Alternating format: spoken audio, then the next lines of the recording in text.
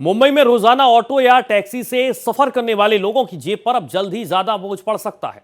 मुंबई महानगर क्षेत्र परिवहन प्राधिकरण यानी एमएमआरटीए ने ऑटो और टैक्सी के किराए में बढ़ोतरी को मंजूरी भी दे दी है। नए रेट्स 1 सितंबर 2026 से लागू होने की संभावना है।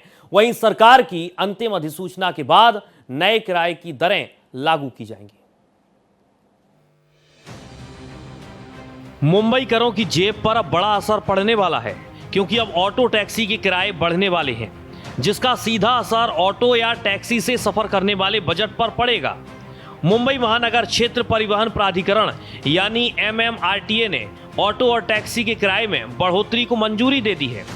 एमएमआरटीए की ओर से मंजूर की गई नई दरों के तहत ऑटो के किराए में 1 रुपये और टैक्सी के किराए में 2 रुपये की बढ़ोतरी की गई है।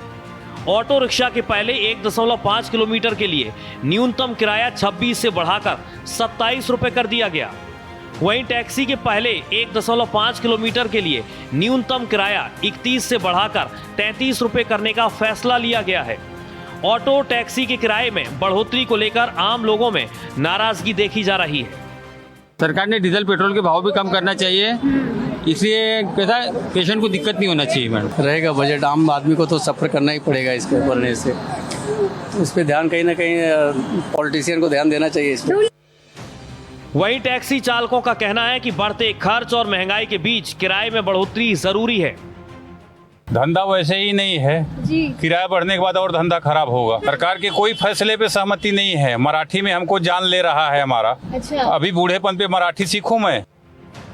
पिछले कुछ वर्षों में सीएनजी की कीमतों, स्पेयर पार्ट्स और वाहनों के रखरखाव के खर्च में भारी बढ़ोतरी हुई है।